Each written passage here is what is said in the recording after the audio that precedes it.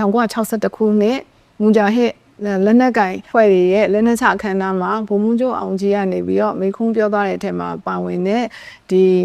Ranger ဆိုတဲ့စကားလုံးနဲ့ပတ်သက်ပြီးဆွေးနွေးမှာဖြစ်ပါတယ်ရှင်။ဗိုလ်မှူးချုပ်အောင်ကြီးအနေနဲ့ Ranger ဆိုတဲ့စကားလုံးကိုသုံးတဲ့အခါမှာမူဂျာဟစ်လက်နက်ကိုင်အဖွဲ့တွေကနေပြီးတော့သူတို့တွေကိုဘင်္ဂလီလို့မသုံးဘဲနဲ့ Ranger လို့သုံးပေးပါဆိုပြီးတော့တောင်းဆိုတဲ့အခါမှာဒီအစိုးရရဲ့အာဏာတက်ရောက်စေနိုင်မှုအတွက်လိုက်လျောတဲ့သဘောအနေနဲ့ဗိုလ်မှူးချုပ်အောင်ကြီးကနေပြီးတော့ Ranger ဆိုတဲ့စကားလုံးကိုသုံးပြုခြင်းဖြစ်ပါတယ်။ဒီဘင်္ဂလားဒေ့ရှ်မှာရှိတဲ့ဘင်္ဂလီတွေနဲ့အခုဒီမူဂျာဟစ်တောင်းဆိုတဲ့ဒီ Ranger ဆိုတာကမတူပါဘူးဆိုတဲ့စကားလုံးမျိုးလုံးဝသုံးသွားခြင်းမရှိပါဘူး။ဒီမြန်မာနိုင်ငံနဲ့နယ်နိမိတ်ချင်းဆက်ဆက်နေတဲ့နယ်မြေတစ်လျှောက်မှာဆိုရှင်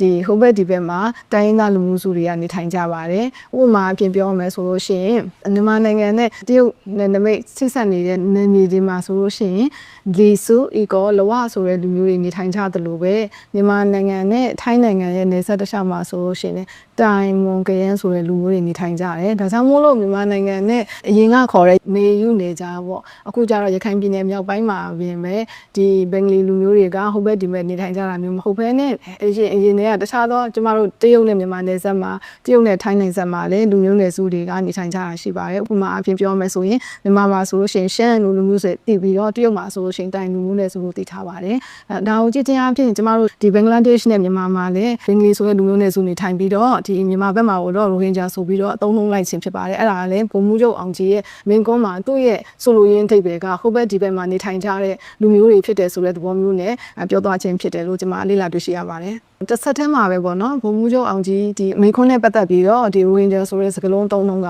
ပေါ့နော်ဒီမြန်မာအတန်ရဲ့အတန်လွှင့်ဌာန Ranger စီစဉ်နဲ့ပတ်သက်ပြီးတော့ကျွန်တော်တို့တွေ့ရှိထားတဲ့အချက်လက်လေးကိုဆွေးနွေးချင်တာပေါ့နော်။အဲ့တော့ပထမဦးဆုံးအနေနဲ့ပြောရမယ်ဆိုလို့ရှိရင်ရိုဟင်ဂျာအတန်လွင့်အစီအစဉ်ဆိုတာဖြစ်လာတဲ့အကြောင်းအရာလေးကိုပြောချင်တာပေါ့လေအဲ့တော့ဒုတိယကမ္ဘာစစ်ကလေးကပဲနိုင်ငံခြားလူမျိုးစုတွေနဲ့ပတ်သက်တဲ့အတန်လွင့်အစီအစဉ်တွေကမြန်မာပြည်မှာထုတ်လွှင့်နေပါပြီဥပမာပြောရမယ်ဆိုရင်တင်မျိုးဘာသာစကားနဲ့ပတ်သက်တဲ့အတန်လွင့်အစီအစဉ်ပြီးတဲ့အခါဘင်္ဂလီအတန်လွင့်အစီအစဉ်ပြီးလို့ရှိရင်ဟိန္ဒူစတန်နီဘာသာစကားနဲ့ပတ်သက်တဲ့အတန်လွင့်အစီအစဉ်ဆိုရှိခဲ့ပါတယ်ဒါပေမဲ့1961ရောက်တဲ့အခါမှာဒီဗိုလ်မှူးချုပ်အောင်ကြီးနဲ့ဒီမူဂျာဟစ်လက်နက်ကိုင်တွေရဲ့တောင်းဆိုချက်အရဒီဘင်္ဂလီစာဒီရိုဟင်ဂျာလို့သုံးလိုက်တဲ့အတွက်ကြောင့်မလို့ဒီဘင်္ဂလီဘာသာစကားအတန်လွင့်ဌာနကနေပြီးတော့ရိုဟင်ဂျာအတန်လွင့်အစီအစဉ်ဆိုပြီးတော့ပြောင်းလဲသွားတာဖြစ်ပါတယ်အဲ့တော့အဲ့ဒီမှာကျမတို့တွေ့ရှိချက်ရဆိုလို့ရှိရင်တော့မြန်မာအတန်မှာအဲ့ဒီချိန်လေးကတိုင်းရင်းသားဘာသာအတန်လို့စီစဉ်တဲ့ဒီလေခြားဒေသလူမျိုးစုအစီအစဉ်ဆိုပြီးတော့နှစ်ခုကိုခွဲထားပါတယ်အဲ့တော့ဘင်္ဂလီဆိုတဲ့ဒီရိုဟင်ဂျာဒီအတန်လွင့်အစီအစဉ်ကတိုင်းရင်းသားမဟုတ်တဲ့အတွက်ကြောင့်မို့လို့အဲ့ဒီချိန်လေးကပဲဒီလေခြားဒေသလူမျိုးစုအစီအစဉ်ဆိုပြီးတော့ထည့်သွင်းထားတာကိုကျမတို့1961ဒီနေ့စဉ်ထုတ်သတင်းစာတွေမှာလေ့လာတွေ့ရှိခဲ့ရပါတယ်ရှင်